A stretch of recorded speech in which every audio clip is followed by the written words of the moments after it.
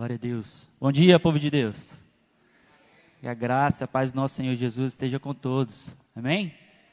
Glória a Deus. O pastor deu o aviso do ping-pong. Depois o Gui vai passar aqui para a gente os avisos da semana.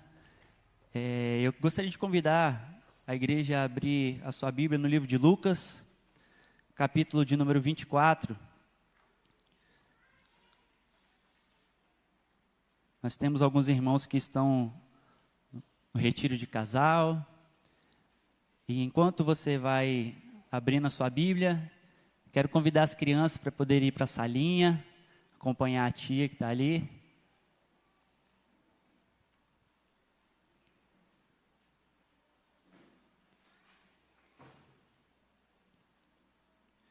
Então, para quem não me conhece, eu sou o pastor Diego, com o I, né, Gui? Que tem um pastor Diego com Y e tem um pastor Diego com I. Eu sou com I. Para mim é uma honra poder estar aqui, ministrando a palavra do Senhor, nessa igreja que me acolheu minha família, minha esposa, os meus filhos. Nós somos muito gratos pela vida do pastor Eldo, pastora Vanusa, pastor Diego, pastor dessa casa, pastor Davis, todos os pastores que nos abraçaram, os irmãos que nos acolheram, que nos receberam com tanto carinho, tanto amor. Nós somos gratos pela vida de vocês. E nós estamos aqui para poder servir uns aos outros com alegria, amém? Então o texto se encontra no livro de Lucas, capítulo 24, nós iremos ler a partir do versículo de número 13. Diz assim: naquele mesmo dia, 2 dos seguidores de Jesus caminhavam para o povoado de Emaús, a 11 quilômetros de Jerusalém. No caminho, falavam a respeito de tudo que havia acontecido. Enquanto conversavam e discutiam, o próprio Jesus se aproximou e começou a andar com eles. Os olhos deles, porém, estavam como impedidos de reconhecê-lo. Jesus lhes perguntou: sobre o que vocês tanto debatem enquanto caminham? Eles pararam, com o rosto entristecido. Então um deles, chamado Cleopas, respondeu: você deve ser a única pessoa em Jerusalém que não sabe das coisas que aconteceram lá nos últimos dias. Que coisas? Perguntou Jesus. As coisas que aconteceram com Jesus de Nazaré, responderam eles. Ele era um profeta de palavras e de ações poderosas aos olhos de Deus e de todo o povo. Mas os principais sacerdotes e outros líderes religiosos o entregaram para que fosse condenado à morte e crucificaram. Tínhamos esperança. E esse versículo 21 me chamou muita atenção. Tínhamos esperança de que ele fosse aquele que resgataria Israel. Isso tudo aconteceu há 3 dias. Tínhamos esperança de que ele fosse aquele que resgataria Israel. Isso tudo aconteceu há 3 dias. Algumas mulheres de nosso grupo foram até o túmulo hoje, bem cedo, e voltaram contando uma história surpreendente. Disseram que o corpo havia sumido e que viram anjos que lhe disseram que Jesus estava vivo. Alguns homens de nosso grupo correram até lá para ver, e de fato, tudo estava como as mulheres disseram, mas não o viram. Então, Jesus lhes disse: como vocês são tolos! Como custam a entender o que os profetas registraram nas Escrituras? Não percebem que era necessário que o Cristo sofresse essas coisas antes de entrar em sua glória? Então Jesus os conduziu por todos os escritos de Moisés e dos profetas, explicando o que as Escrituras diziam a respeito dele. Até aqui, amém?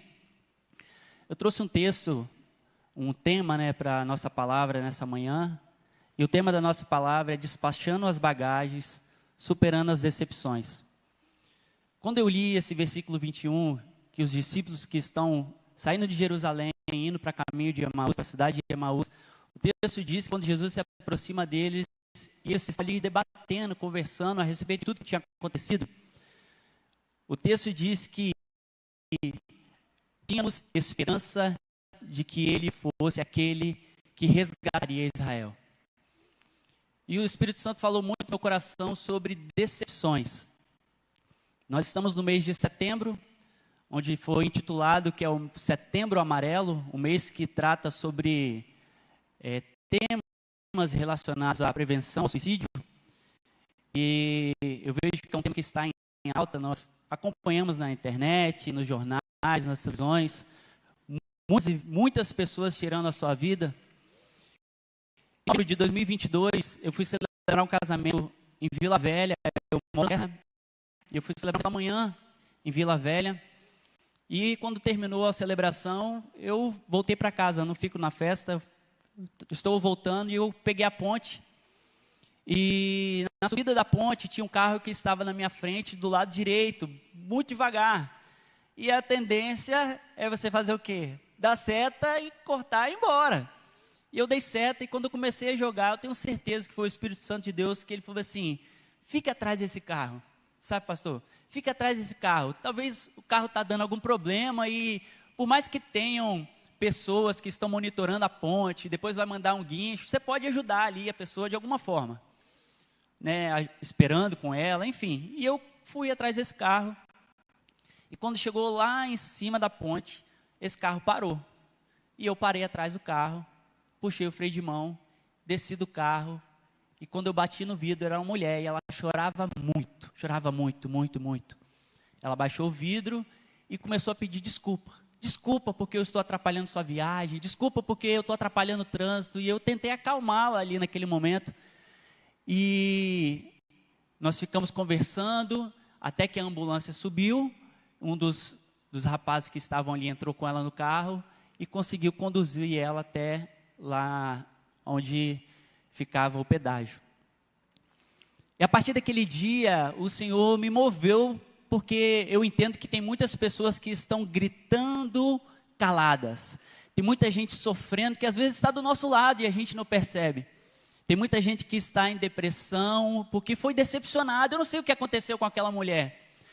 Mas quantas pessoas se afastaram de Jesus, quantas pessoas saíram de Jerusalém, estão indo para Emaús porque se decepcionaram, porque tinham a esperança de que o seu líder, o seu pastor, a igreja, seu professor, o seu pai, amigo, cônjuge, tinha alguma esperança nele e ele o decepcionou. E essa pessoa está frustrada e é sobre isso que eu quero falar nessa manhã. Porque há um lugar em Deus, irmãos, onde nós podemos despachar as nossas bagagens. Às vezes você está acumulando decepções e você está com um fardo tão pesado, que você não consegue compartilhar com ninguém. Mas há um lugar em Cristo onde você pode despejar tudo isso. Há um lugar em Jesus, aos pés de Jesus, onde você pode entregar todas as suas dores, suas aflições, suas decepções, onde você pode entregar tudo nele. E é sobre isso que nós vamos falar nessa manhã. Porque aqueles 2 discípulos, eles estão retornando, indo embora. E uma das coisas que eu percebo que a decepção faz, a decepção isola as pessoas. A decepção faz com que as pessoas, elas ficam em um lugar isolado, em um casulo. E pelo contrário, nós precisamos de ajuda, nós precisamos estar em comunhão, nós precisamos nos reunir. E quantas pessoas se afastaram da igreja, saíram da igreja por decepcionar com algum líder. Eu conheço várias pessoas, talvez você também conhece, algum irmão, tio, parente, amigo, que hoje não congregam mais porque foram decepcionados, porque criaram uma expectativa em alguém, na pessoa, no homem, e essa expectativa não foi alcançada, não foi entregue, então ela se decepciona. E aí ela faz o quê? Se afasta da igreja, sai do convívio com os irmãos. Aqueles 2 discípulos, eles se afastaram, estavam todos em Jerusalém, e eles 2 foram para Emaús. Eu não sei quantos empresários tem aqui, mas imagine comigo, você está começando um negócio, e aí aparece uma pessoa com o nome de Diego, essa pessoa quer te ajudar, quer empreender com você, e aí ele fala, ô irmão, estou vendo que você está nessa empreitada, eu quero te ajudar, eu tenho um recurso, vamos caminhar juntos, vamos crescer, vamos construir essa empresa, e vocês começam essa empresa, abre essa empresa, esse negócio, começa a fluir as coisas, e aí está indo tudo bem, vocês estão vendendo, está tendo lucro, e aí quando dá 6 meses, o Diego some, você não consegue falar com ele, você liga, ele não atende, você manda mensagem, ele não responde, e aí quando você começa a puxar alguns históricos, você vai ver que a empresa está no negativo, porque o Diego, ele pegou todo o recurso que entrou e ele investiu em algo próprio e foi embora. Imagine comigo, irmão, o que você vai fazer? Essa frustração vai ficar tão impregnada em você, que quando aparecer alguma pessoa falando assim, ô irmão, vamos abrir um negócio? Vamos empreender junto? A primeira coisa que você vai fazer vai ficar com o pé atrás. E se essa pessoa, o nome dela for Diego? Ih, Diego, eu não posso nem... Quantas pessoas aqui? Fulano de tal, eu não posso nem escutar esse nome.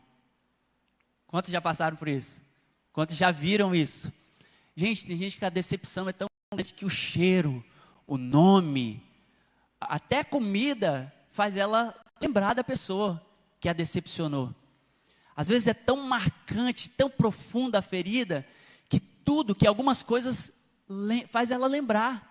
Ela vai lá no lugar da ferida, lá naquele momento, naquele dia, naquela hora exata, e ela lembra exatamente o que aconteceu. Mas graças a Deus que nós temos Jesus, que é o nosso pastor, e Ele cuida de nós, e Ele derrama o óleo de cura sobre as nossas feridas.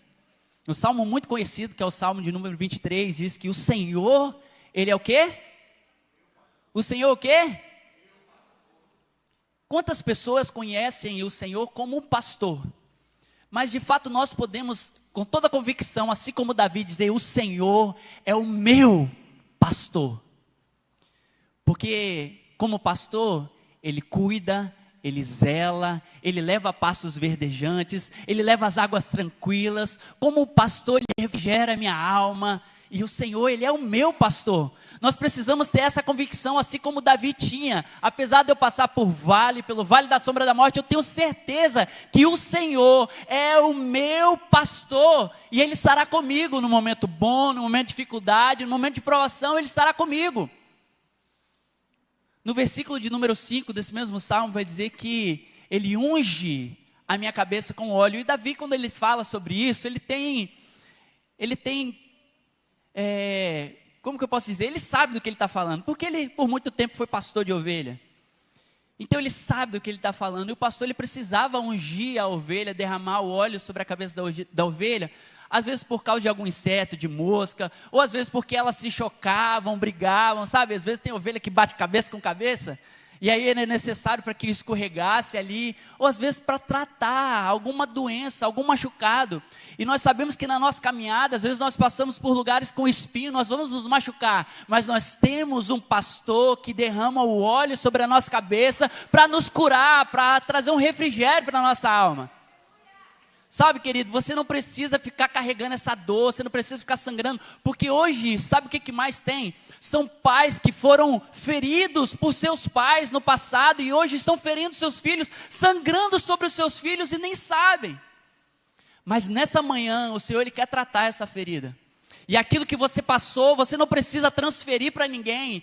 Hoje você vai ser tratado neste lugar. Hoje essa ferida vai ser estancada, não precisa mais sangrar sobre ninguém. O Senhor é o Deus que te cura, Ele é o nosso Jeová Rafa, Ele é o médico dos médicos. E não é só cura física, também são curas emocionais, cura na nossa alma.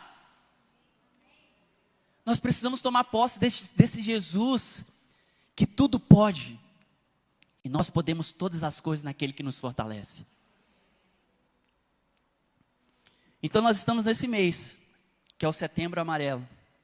E eu coloquei aqui alguns efeitos que essa bagagem emocional, ela causa em nós.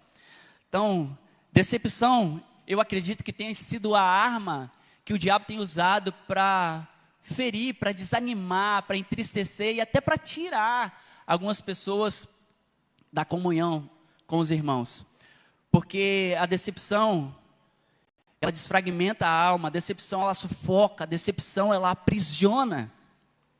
E a decepção ela cria paredes.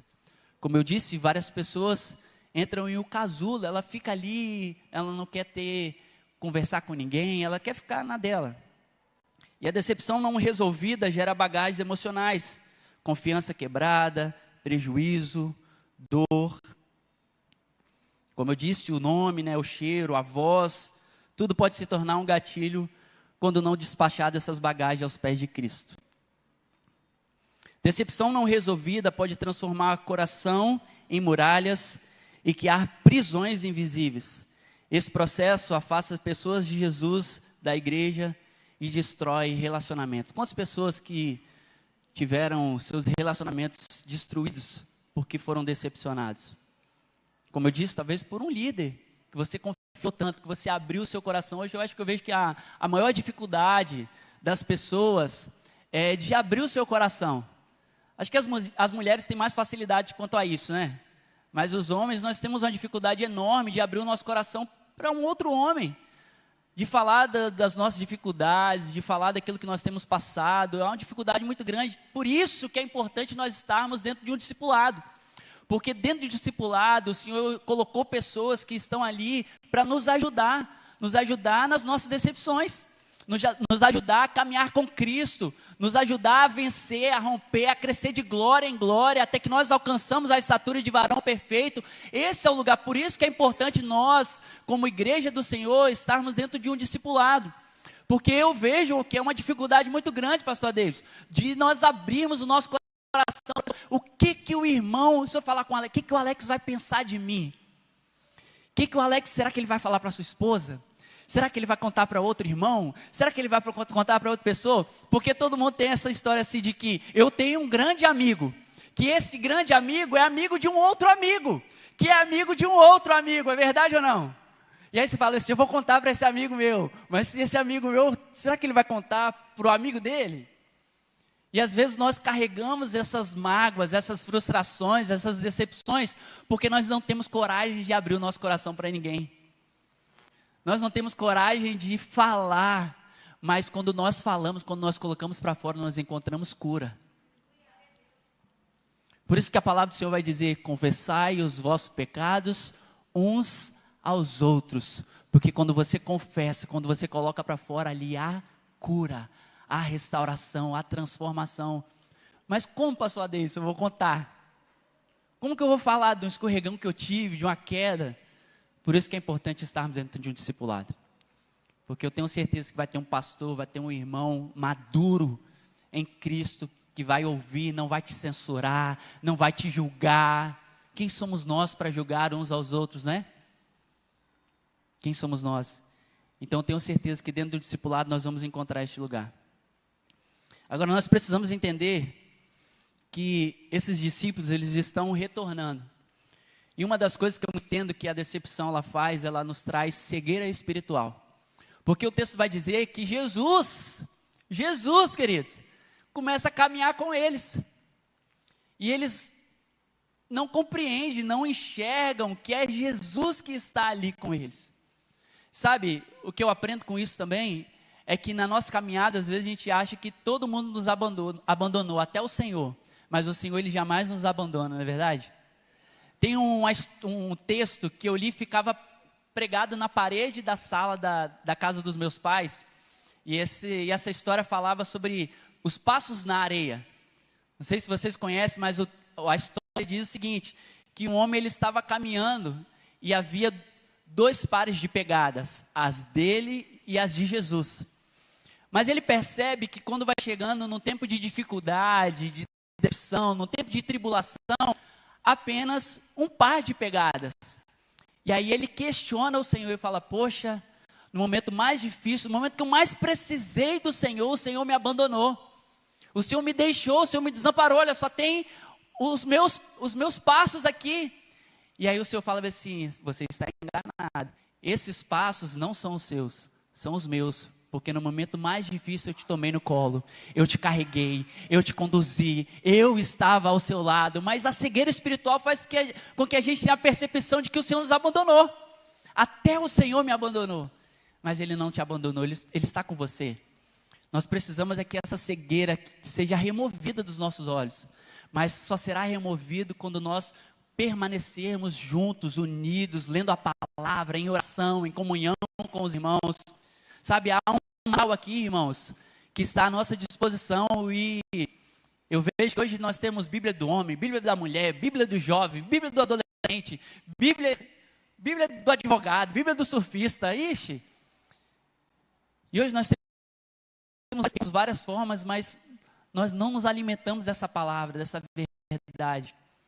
Às vezes nós preferimos acreditar nas mentiras do diabo do que nas verdades do Senhor. E são promessas, verdades eternas. Nós às vezes abandonamos as promessas. Nós deixamos Jerusalém. E estamos caminhando para Emaús porque desacreditamos nas promessas do Senhor. E eu acredito porque às vezes é por causa de uma decepção. Mas Jesus continua com você, meu irmão. Ele continua caminhando com você. E eu tenho certeza que os seus olhos serão abertos. E você vai poder contemplar mais uma vez. Você vai poder acreditar de novo, sonhar novamente. Que a palavra de Deus vai dizer que os sonhos, os projetos do Senhor são melhores e são maiores do que os nossos. Então eu prefiro acreditar no do Senhor do que nos meus projetos. Entrego ao Senhor.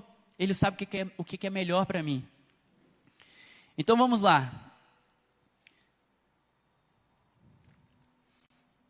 Como nós vamos administrar então essas decepções? Como eu disse, existe uma boa notícia. Jesus, ele está com você nessa jornada e ele é o maior interessado em te fazer retornar para o caminho de paz. No versículo de número 17, diz o seguinte: Jesus lhes perguntou, sobre o que vocês tanto debatem enquanto caminham? Eles estão caminhando, eles estão ali debatendo, falando de tudo que aconteceu. No versículo 13, que foi o primeiro versículo que nós lemos, diz assim: naquele mesmo dia, que dia? Era o terceiro dia, era o primeiro dia do mês, era o domingo que Jesus ressuscitou. E eles estão ali debatendo. Então Jesus, ele está disponível para nos ouvir. O que vocês tanto debatem? O que vocês tanto falam? Às vezes nós abrimos nosso coração para um amigo, como eu falei aqui, mas nós não temos coragem de falar com Jesus. Nós falamos com todo mundo, menos com Jesus. Quantos já escutaram um termo assim, ó? Eu já fiz de tudo. Eu já usei todos os meus recursos.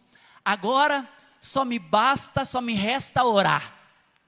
Quantos já ouviram isso? Já fiz tudo que eu podia fazer, eu já fiz. Agora só me resta orar. Orar deveria ser a sua primeira opção. Orar deveria ser a sua prioridade, meu irmão.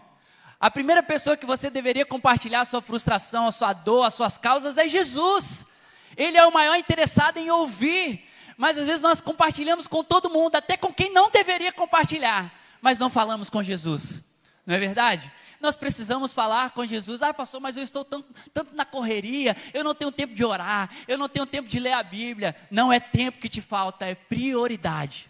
Sabe por que é prioridade? Porque hoje nós estamos na correria do dia a dia. Sabe, Cleito, na correria temos tantas coisas, temos família, filho, trabalho, igreja, ministério, tantas coisas nós precisamos fazer, mas se algum parente, algum amigo seu, ele estiver doente, ligar para você e falar assim: meu irmão, estou doente, sabe, eu acho que desse mês eu não passo, você vai arrumar um jeito na sua agenda e você vai lá visitar essa pessoa, sim ou não? Então é o que? É prioridade. Então nosso relacionamento com Jesus não é falta de tempo, é falta de prioridade. Então nós precisamos ter prioridade. Prioridade, tem uma canção que fala, é antiga, diz: o meu primeiro pensamento ao despertar é para ti, Senhor Jesus. Mas às vezes nosso primeiro pensamento ao despertar está aqui, não é? No WhatsApp, no Instagram, vamos ver aqui quem que mandou mensagem, se curtiram minha publicação. Nós estamos mais preocupados com o que as pessoas estão pensando a nosso respeito do que o que Deus está pensando a nosso respeito. Então, nós precisamos ter como prioridade Jesus, porque Ele quer ouvir, Ele quer te escutar. No versículo de número 25, diz assim: então Jesus lhe disse: como vocês são tolos, como custam a entender o que os profetas registraram nas Escrituras.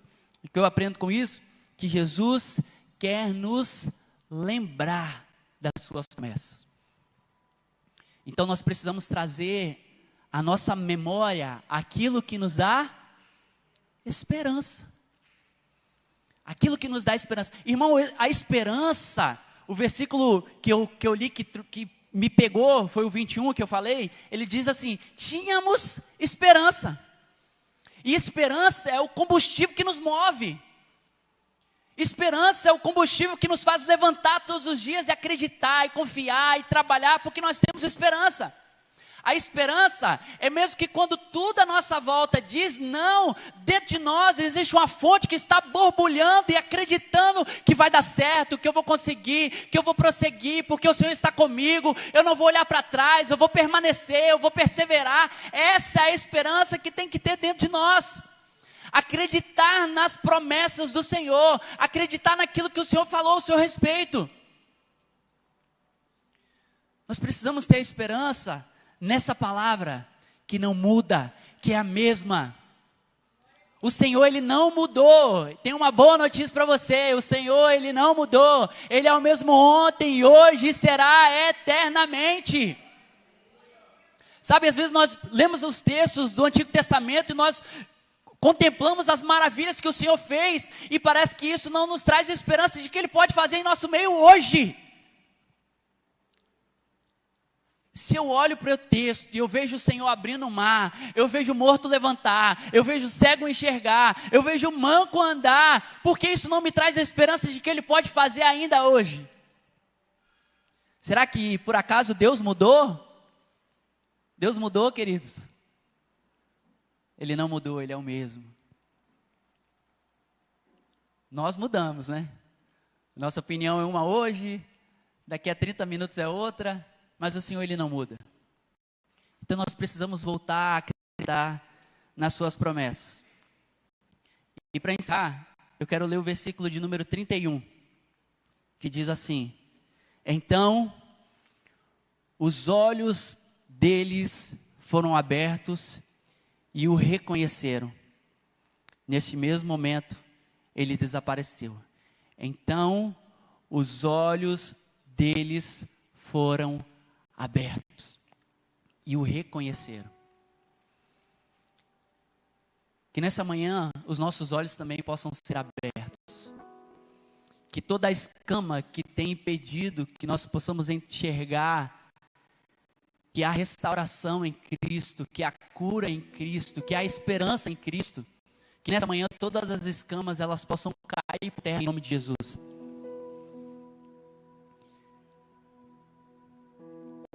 Que o nosso foco, o nosso objetivo seja o Senhor Jesus. E aí sabe o que aconteceu? Disseram um ao outro: não ardia o nosso coração quando Ele falava conosco no caminho e nos explicava as Escrituras? E na mesma hora, não foi no outro dia, não foi na outra semana, não foi no outro mês, foi na mesma hora, Na mesma hora, levantaram-se e voltaram para Jerusalém. Nosso problema é que a segunda eu começo, amanhã eu faço, daqui a pouco eu vou. Não, é na mesma hora. Quando o Senhor nos chama, é na mesma hora. Então quando o Senhor te chamar, não tarda em responder. Levante e vá na mesma hora. Quando seus olhos forem abertos, não tarda em olhar para Ele. Olhe na mesma hora. Faça na mesma hora. Contribua na mesma hora. Na mesma hora, eles se levantaram. Que nós também possamos nos levantar nessa manhã, para que o Senhor Jesus possa nos curar. Amém? Eu quero te convidar a se colocar de pé em nome de Jesus.